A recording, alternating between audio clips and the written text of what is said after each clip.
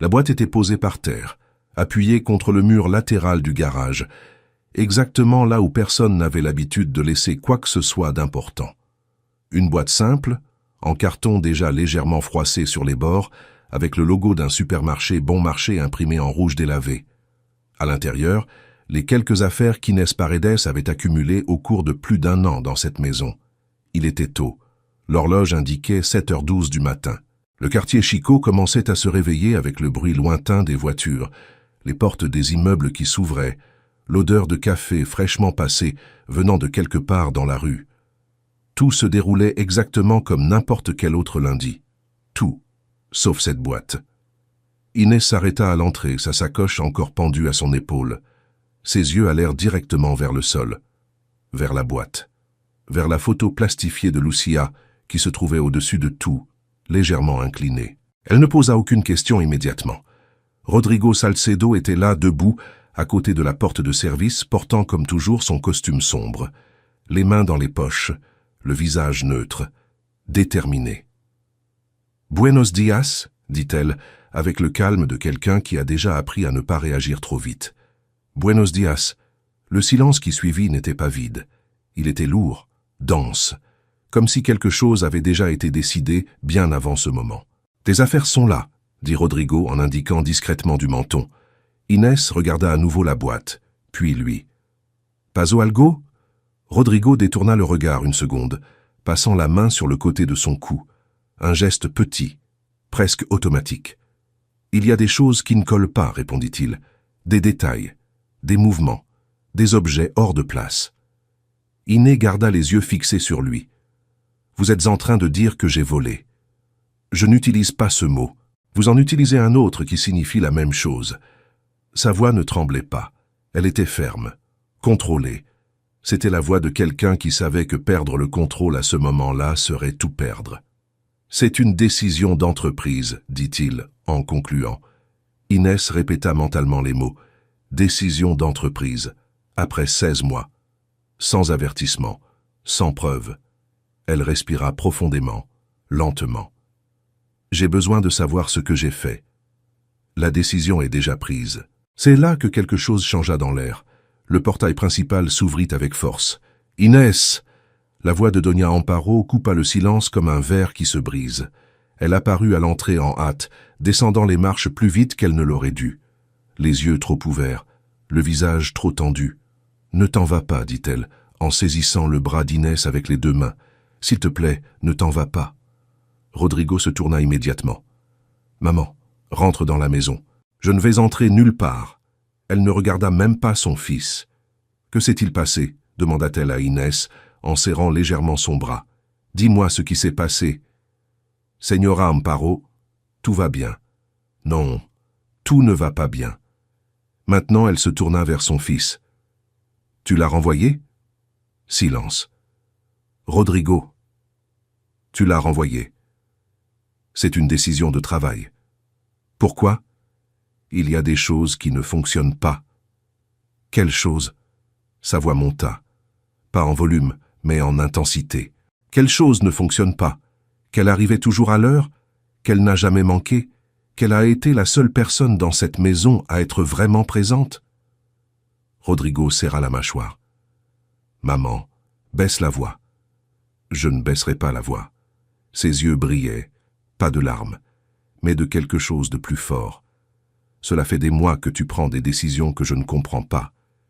Et je suis restée silencieuse. Mais ça, non. Ça, non. Inès assistait en silence. Quelque chose dans cette scène la démontait plus que le renvoi lui-même. « Señora Amparo, c'est vraiment... Ne vous inquiétez pas. Si, je m'inquiète. » Elle prit le visage d'Inès dans une de ses mains. « Il y a des choses que mon fils ne sait pas. » Rodrigo se figea. « Maman, non, dit-elle, ferme, ça suffit. » Elle respira profondément. Inès entre. « Señora, ce n'est pas nécessaire. » « Si, ça l'est. » Elle regarda directement dans ses yeux. « Cette fois-ci, si, ça l'est. » Rodrigo resta immobile, sans réaction. Pour la première fois ce matin-là, il n'avait plus le contrôle de la situation. Les 3 entrèrent. La maison était silencieuse, trop grande, trop froide. La boîte resta à l'entrée, oubliée. comme si elle n'avait pas encore décidé si elle allait partir. « Assieds-toi, dit Doña Amparo. Inès resta debout. « Je suis bien comme ça. » La dame acquiesça. Puis elle se tourna vers Rodrigo. « Je veux que tu m'expliques exactement pourquoi tu l'as renvoyé. Je te l'ai déjà dit. Tu n'as rien dit. » Silence. Rodrigo respira profondément. Il manque une montre. Il manque une photo. Et la montre est apparue dans la pièce de nettoyage. Doña Amparo resta immobile pendant quelques secondes. Puis elle tourna lentement la tête vers Inès. « Tu savais quelque chose à ce sujet ?»« Non. Simple. Direct. Sans hésitation. »« Moi non plus, » dit la dame. Rodrigo fronça les sourcils. « Qu'est-ce que ça signifie ?»« Ça signifie que je vis aussi ici, » répondit-elle, « et que je vois plus que tu ne le crois. » Le nom vint juste après, comme une pièce qui s'emboîte dans tout. Natalia était ici. Le silence changea de forme. Maintenant, ce n'était plus de la tension, c'était un emboîtement. Rodrigo cligna lentement des yeux, une fois, deux fois. « Maman, ne mêle pas Natalia à ça. Natalia est déjà mêlée à ça. » Elle fit un pas en avant. « Tu es le seul qui ne l'a pas encore compris. » Rodrigo ne répondit pas, parce qu'à ce moment-là, pour la première fois, il commença à douter. Et ce doute ne semblait pas petit. Rodrigo s'éloigna de quelques pas, comme si l'espace même du salon était devenu trop petit pour ce qu'il commençait à comprendre. Il passa la main sur son visage, lentement, essayant d'organiser quelque chose qui n'obéissait plus à la logique qu'il croyait avoir. Doña Amparo l'observait en silence. Elle ne le pressa pas. Elle savait que c'était le moment où sa propre pensée devait arriver seule, jusqu'à la vérité. « La montre, » dit Rodrigo, presque pour lui-même. « Je ne l'ai pas trouvée seule. » Les deux le regardèrent. « Natalia était avec moi ce jour-là. » La phrase resta en l'air, lourde, définitive. « C'est elle qui est entrée la première dans la pièce, » continua-t-il, maintenant plus clairement. « Je n'allais même pas chercher quoi que ce soit là-bas. » Doña Amparo ferma les yeux un instant, comme quelqu'un qui confirme quelque chose qu'elle savait déjà. « Rodrigo, et les couverts, » continua-t-il, ignorant toute interruption. « C'est elle qui a dit qu'il manquait. Je ne les ai jamais comptés. » Iné ne dit rien, mais quelque chose dans son expression changea. Ce n'était pas de la surprise, c'était de la reconnaissance. « Et la photo ?» murmura-t-il. Maintenant, il ne parlait plus à elle, il parlait à lui-même, en reconstruisant. « C'est elle qui m'a appelé. Elle a dit qu'elle n'était plus dans le cadre. Je n'étais même pas entré dans le bureau ce jour-là. » Silence. Le genre de silence qui n'a pas besoin de réponse, parce que la réponse était déjà là. « Rodrigo » dit Doña Amparo. « Ferme, regarde-moi. » Il leva les yeux. « Tu le vois maintenant ?» Il respira profondément. Il mit quelques secondes, mais il acquiesça. « Oui. » Le mot sortit bas, mais entier.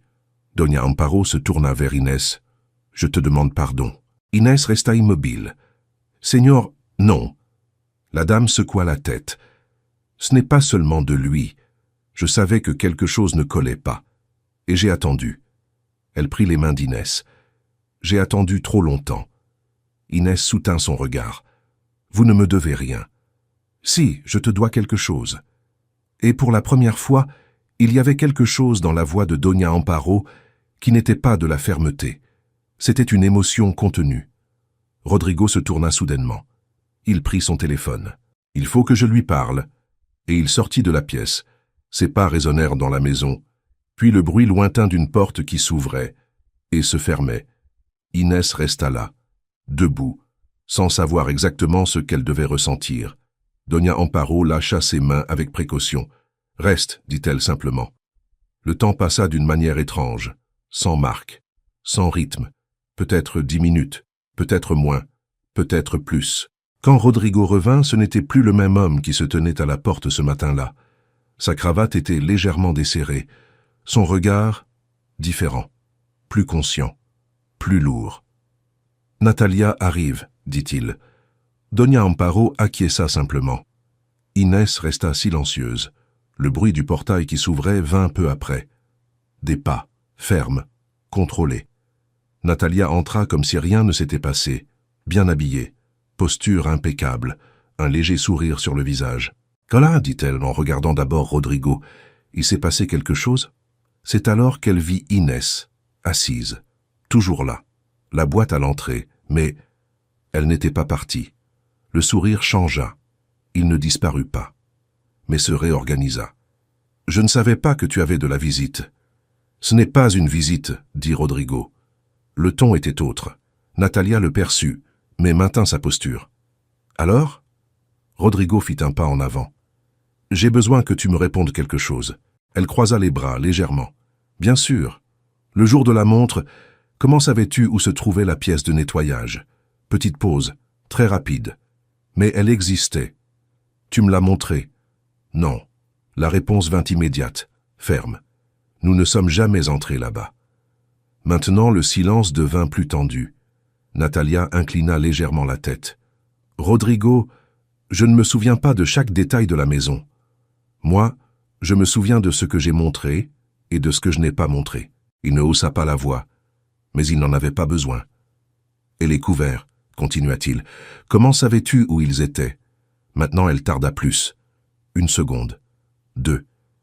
Je les ai vus une fois. Ce tiroir est toujours fermé. Silence. L'atmosphère changea complètement. Maintenant, il n'y avait plus d'espace pour adoucir.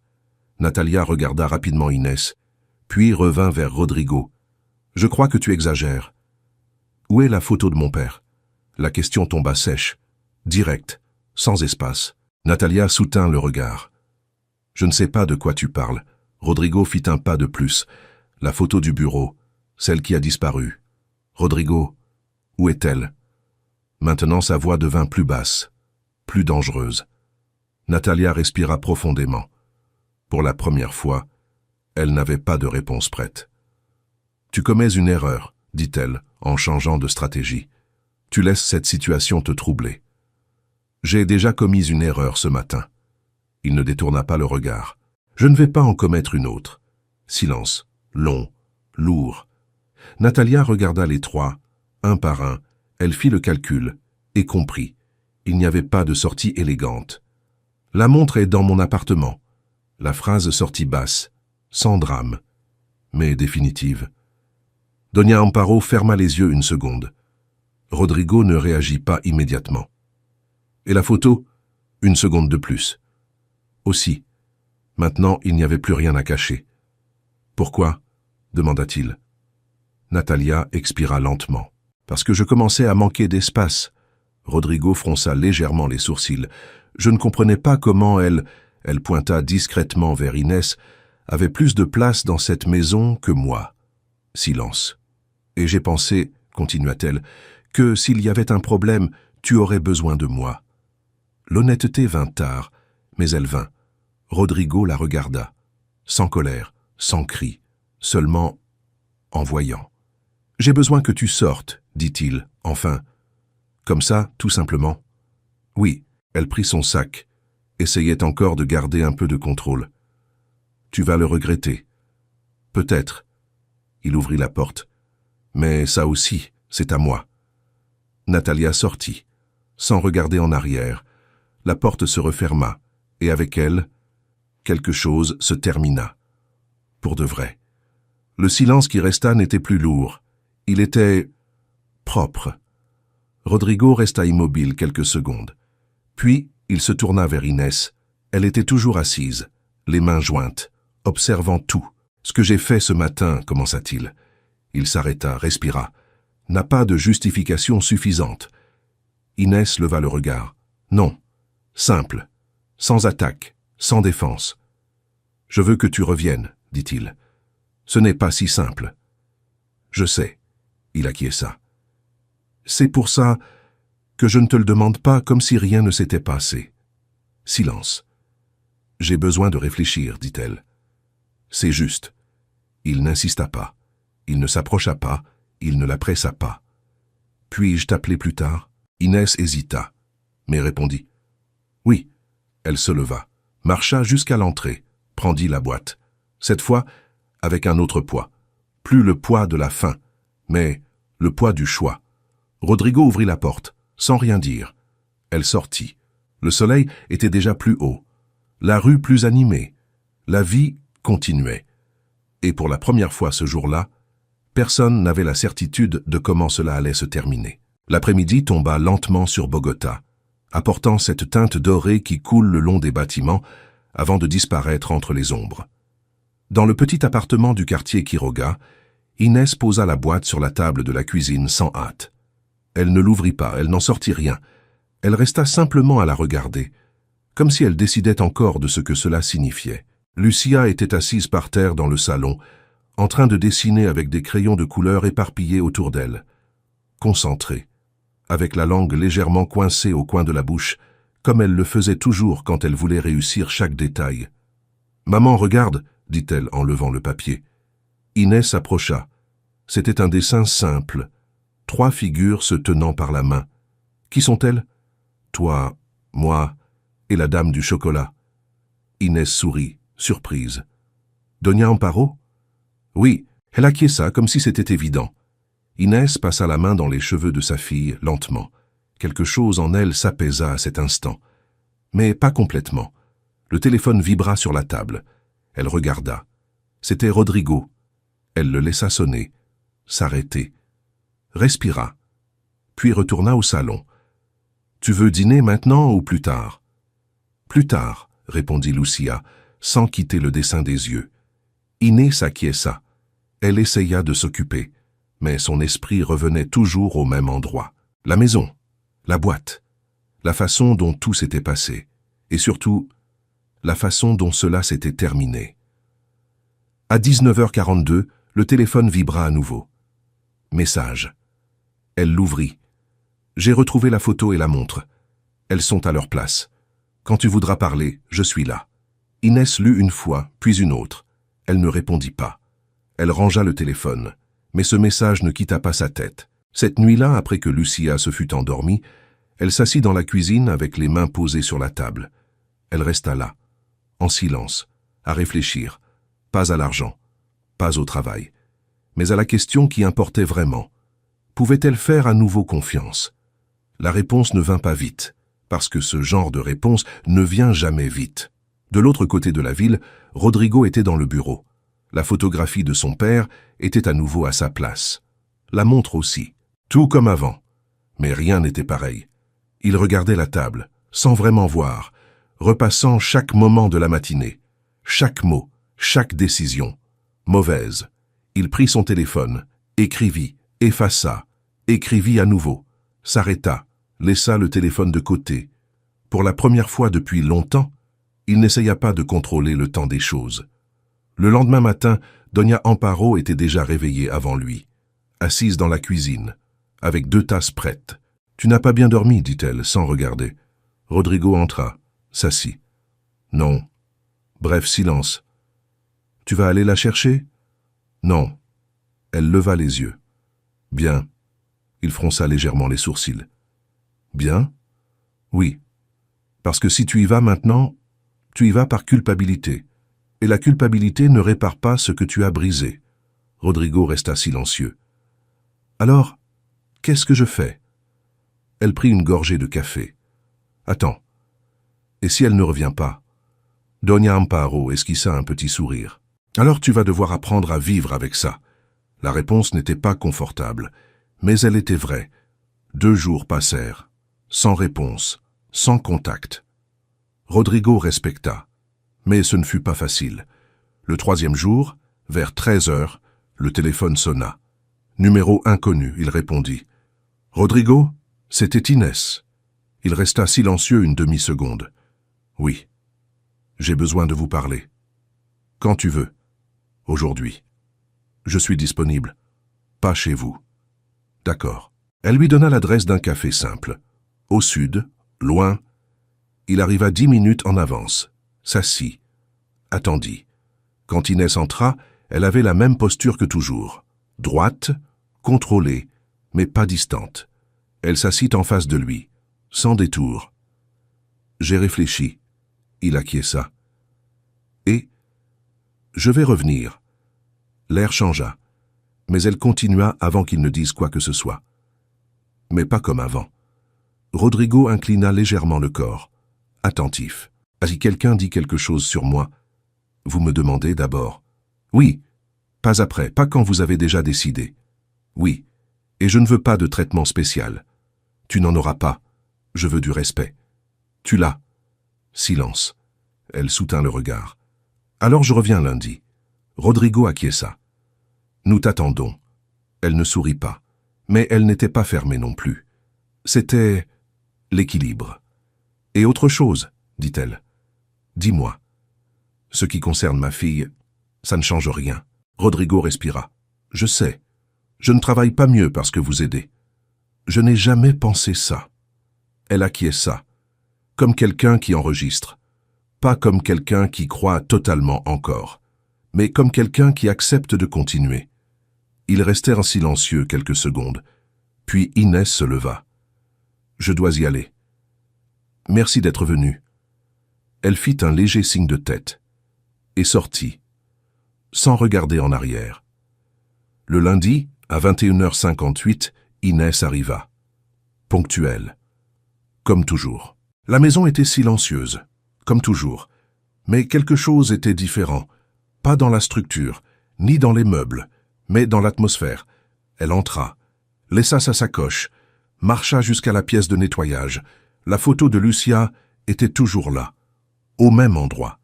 Mais il y avait quelque chose de nouveau à côté. Une deuxième photo. Lucia et Doña Amparo, souriante. Inès s'arrêta, regarda, ne toucha pas, mais resta quelques secondes là. Puis elle commença à travailler, comme elle l'avait toujours fait, sans bruit, sans attirer l'attention, sans erreur. Plus tard, vers minuit, elle termina. Elle descendit à la cuisine. La lumière était allumée. Doña Amparo était là, avec 2 tasses. « J'ai pensé que nous pourrions revenir au chocolat, dit-elle. Inès hésita. Une seconde. Puis elle s'assit. Oui.